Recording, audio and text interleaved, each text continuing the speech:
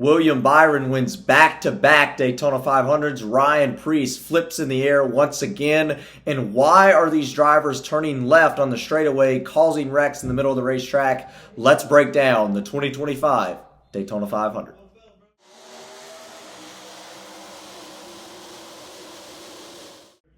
Hello everybody, welcome to Dirty Air. I'm your host Alex Lambert, and let's break down the 2025 Daytona 500, and it is going to take a long time to process what just happened. William Byron goes back-to-back, going from 9th to 1st on the final lap after the leaders crash to win his second consecutive Daytona 500. We've got to talk about these crashes and why these drivers are just hanging lefts on the front straightaway at Daytona. Denny Hamlin addressed this, Kyle Busch addressed it, Joey Logano addressed it. We're going to have to break this down here on the latest episode of Dirty Air. Once again, we had a 4-hour rain delay, pushed this race into the nighttime. We had Ryan Preece flip up on his roof again. Very scary accident. A lot took place in the 200 laps at Daytona. Let's break it all down, and let's start out with the winner. William Byron goes back-to-back. This is a huge deal for William Byron. Won it last year after doing a great job working with his teammates, getting up front, being in the right place at the right time, and he won the Great American Race a year ago. That was at the time his first Daytona 500. Once again, this is a championship contending driver year in and year out. This is a big name in NASCAR right now. The 24 car of William Byron, big time. Wins his second Daytona 500 today, and I'm trying to go back and look and see some moves he made that were impressive, that put him in position to win the Daytona 500, and I don't see any besides dodging wrecks, and that's certainly an impressive part. But, overall today, Byron didn't do that great fuel saving, didn't do that great gaining track position when he need to. Had a lot of issues. The Hendrick cars did not look as organized as they did in 2024, which I noted going into this race that I thought they would. They did not all day long, which is certainly interesting. But William Byron, with the leaders crashing, put himself in the right position on the top line to win the Daytona 500. Don't want to take away from that. This is huge. He's in the playoffs. Once again, another consecutive year with a win for him. We'll see if he can continue this going on into the later stages of the year. This is his first win since Martinsville in April last season. So big time win for William Byron. Hendrick Motorsports also goes back-to-back. We talked about they went 10 years without winning it. Now they're 2-year consecutive win streak. But we got to talk about the final lap of this race. And I'm a bit frustrated with the finish of this race because I think we could have saw a great battle between all these cars involved. That includes William Byron. Did you see him on the top lane just shooting up there? A huge boost of momentum from him. It looked like Cole Custer probably could have turned in front of him, tried to get a move, tried to make a move, a third line or something of that nature. You had Denny Hamlin, Austin Cindric racing to win the Daytona 500 on the back straightaway, and the 41 car of Cole Custer just makes a left turn on the straightaway, and I just don't understand this. And Denny Hamlin addressed it. The way he said it is you have to make it off turn 4 to have a shot to win the Daytona 500, and I agree. I think that makes more sense. If I'm a team, if I'm a driver of any organization right now, maybe even if I'm NASCAR, I'm looking at ways to prevent this from happening in the future, right? And if I'm a team, I want to spend a lot of time analyzing the finish of these races, and I want to say, we can't do this, we can't do that. And after today, I think we have a lot to analyze for these teams and NASCAR, and every driver in the garage should know that that's not the move to make. Nobody that took a left turn and caused a wreck won the race today, right? And you're not going to do that, causing a wreck. I know it's a desperation move, but you have to know not to do that. I don't see guys that run up front a lot at super speedways. Ryan Blaney, Austin Cindric, Kyle Busch, Brad Keselowski. Brad Keselowski can push somebody, but I don't see them make those moves when they're up front, and I see them up front at Daytona and Talladega a lot, and you don't see those mistakes. So it can be done, and it just needs to be analyzed more by teams and by drivers. That was a really frustrating situation. I hate that Hamlin going for his 4th Daytona 500. Austin Cindric, always up front at Daytona, going for his 2nd Daytona 500 win, and all those storylines were wiped out. William Byron obviously wins his 2nd. Don't want to take anything away from William Byron. Did a great job dodging the wrecks all day long, but that's just, to me, a bit frustrating. And we saw a similar instance earlier on in the race as well, because Austin Cindric was a really fast car today. I want to mention that. Austin Cindric, like the most laps, 59 laps led today. Great job by Austin Cindric. Did everything right, but just gets caught up in a final lap crash. Very frustrating to me. Not a big fan of what happened there at the end of that Daytona 500. Let's break down the wreck before that, right? Lap 186. This is involving Kyle Busch, Joey Logano, Ricky Stenhouse Jr. You can take a look at the aerial view here. The 47 of Ricky Stenhouse Jr. does the exact same thing. Now, Kyle Busch was very critical of Joey Logano, and we already know they don't like each other very much, or at least Kyle Busch does not like Joey Logano. Was very critical of Joey Logano for trying to make a move with 20 laps to go in the Daytona 500, or however many. Well, I think it was 14. However many it was, too many laps to go in the 500 to make that bold, that aggressive of a move. But I don't think I can put this, and once again, this is drivers getting right out of the race car, right? Emotions are high. They haven't seen replays. I want to make sure that that's noted. But Joey Logano, I don't see a move on this video that is exceptionally, blows my mind. Like, why would you do that? The only thing I see is that 47 car turn left and cause the wreck and continuing to turn left after he's into the 22. I just don't quite understand it. I don't understand why these drivers do that. And like I said, after today, I think every team, and once again, we have a Talladega race, which is a Daytona sister track, as the third to last race going into the championship race this season. So NASCAR said you need to put an emphasis on these type of racetracks. It's also another one next week in Atlanta. We've got to figure out how to not make these mistakes. I think every team, every driver needs to be going through the field, analyzing these situations, thinking, I can't do that at the end of this race, because it does not get you anywhere. It doesn't help you. It doesn't get you a win. All it does is wreck a bunch of cars, and you still don't win. Very frustrating moves of desperation there from what I saw from really Ricky Stenhouse Jr., from what I saw in the aerial cam, and Cole Custer. I was a bit disappointed in both of those moves from most of those top-level drivers, which one of them's won the Daytona 500, Ricky Stenhouse Jr. This is Cole Custer's return to the Cup Series. Disappointing move. And I don't know if you're a driver, you take this in your own hands by talking to other drivers.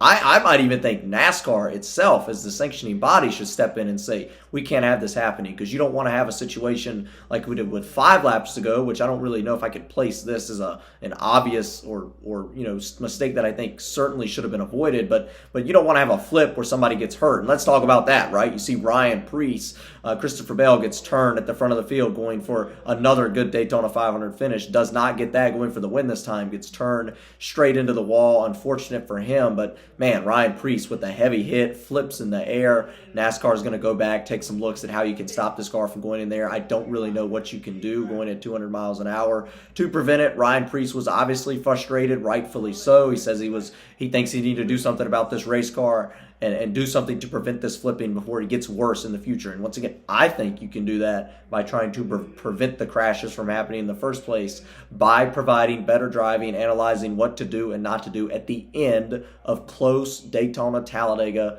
big NASCAR Cup races. I think that's what needs to be done. There's only but so much you can do besides just cut all the speed out of the race car to stop him from flipping. In my opinion, once again, I'm not an engineer, so there's certainly some things NASCAR could and will look at going into this race. The lap 71 wreck, I do want to bring that up because that was Joey Logano. Joey Logano had a really rough day, right? Got taken out in the crash on lap 186, but had issues all day. Joey Logano was clearly the fastest car of this race, led 43 laps, which was behind Austin Cindric, who led the 59. Logano led 43, but was clearly the fastest car, led a majority of that little stint. We had the rain delay on lap 12, started back. Logano led a portion of that until the end of the first stage, where Joey Logano won that first stage. By the way, Ryan Blaney won stage 2. So Ford's really had a fantastic day besides the very end where William Byron won the race. But Joey Logano had mechanical failures on midway through the race on a restart after a spin from Denny Hamlin. He tries to go into the fourth gear, could not do that. Apparently it was stumbling. A trash bag apparently somehow got inside the race car, caused some issues for Joey Logano. This caused a crash that, well, for one, it involved Kyle Busch and multiple others, but it took out Ross Chastain, which I think he's become a fairly popular driver, a fairly big name, and I want to bring that up. That was why Ross Chastain was unable to finish today's Daytona 500 because of that incident. So unfortunate. I wanted to get to the wrecks first. I wanted to talk about those crashes first before we got into the top 10 because I think they're very important to dissect right now where we are in NASCAR. And I think that needs to be addressed. I think we've got to find out how to not have these issues continue. Once again, I thought today's race was extremely entertaining, extremely fantastic, but I also would have liked to seen a clean race at the end. Denny Hamlin Austin Cindric at the end, or even those two Penske cars and those two RCR cars multiple laps before have a great race as well. Once again, that took out a bunch of drivers and wrecked a bunch of cars that didn't need to be wrecked. But certainly it was entertaining, for sure. It was a good race. William Byron certainly deserved the win today. But I just want to see those bad mistakes sort of eliminated. We're going to have the big one. We're going to have a couple of big crashes at Daytona. That's normal. That's okay. But the way they look today just sort of bothered me. I didn't quite like those. Let's take a look at the top 10 in our Daytona 500. William Byron, once again, goes back-to-back, winning again. Tyler Reddick, nice Daytona finish for him, finishing in the second position. A rough day for teammate Bubba Wallace, was unable to finish up front. Tyler Reddick for the 2311 team, a nice second-place finish, his best finish in the Daytona 500. Just couldn't quite get up to William Byron at the end. Nobody was going to be able to push him. NASCAR never threw the caution, which is, once again, we talked about that on Thursday night. They never threw the caution. Jimmy Johnson, what a momentum boost for the 84 car. I almost said 48. The 84 car, Jimmy Johnson. It's been a rough week for them all week. It's been a rough last couple of years for them since switching to Toyota, but they got a nice finish today with two of their three cars in the top five, actually. I was going to say top 10, top five. Jimmy Johnson, great third place finish. Jimmy Johnson is good. I think he was really good last year in the Daytona 500. Ran well with the pack, but got caught up in that early accident where there was some damage on the race car. Couldn't really recover, multiple laps down. Chase Briscoe, first race for the 19 Toyota team. I didn't even realize he got all the way back up to fourth after all the mess that happened, but a nice weekend for him. A great points weekend for him, right? Started on pole, and then, of course, finished fourth today. A nice finish for Chase Briscoe and the 19 team. They were able to capitalize all day. That's a big deal for him and James Small moving forward. Points start adding up today. We're going to have to keep that in mind. John Hunter Nemechek, once again, another one of those Legacy Motor Club Toyotas in the top five. Very great for them. Toyotas, a lot of those Toyotas finished in the top five today. Alex Bowman, nice finish for him. Dodged the wrecks all day long. Ran a very smooth, clean race. Alex Bowman, nice sixth place finish. Ryan Blaney, even after having all the trouble, getting caught up in some accidents, a lot of damage on the race car, still takes home the seventh place finish. And once again, Ryan Blaney is finishing in the top 10 in the Daytona 500. Will he ever get that win? It's almost becoming like one of those Kyle Busch Brad Keselowski conversation. He's got championship, got a lot of race wins, but can he get that Daytona 500, which he's been close to a lot? Austin Cindric, 8th place finish tonight. Unfortunately for him, once again, got caught up in that late race wreck. But as I look at the scoring, he does finish in the 8th position. Once again, Junior Motorsports, first Cup start in the NASCAR Cup Series, and he finishes in the top 10. Justin Allgaier driving that car. Great driver pick, by the way. Listening to his interview during the rain delay, the way he drove today, very respectful. The way he was able to dodge some crashes, very impressive run tonight by Justin Allgaier. And that 40 car, they stayed with the pack all day long. Nice top 10 for Junior Motorsports. Hopefully that encourages them to come back and race some more in the future. And Chris Buescher, he's won at Daytona before in 2023 in the summer race. A nice top 10 for him tonight after a rough day for Brad Keselowski. Brad Keselowski looked to have a pretty fast car that could maneuver around a lot, but got caught up in those wrecks. And fortunately, at least his teammate, Chris Buescher, finishes in the top 10. So that's it. All I want to break down following the Daytona 500. I could probably ramble on about it for another hour. It was so much action. So much took place tonight, but that's it. All I want to break down. And, of course, about Kyle Busch not getting the 20 years of trying, 20 years of frustration. We'll have to go into his 21st Daytona 500 next year, still looking for that eluded win. Let's get rowdy.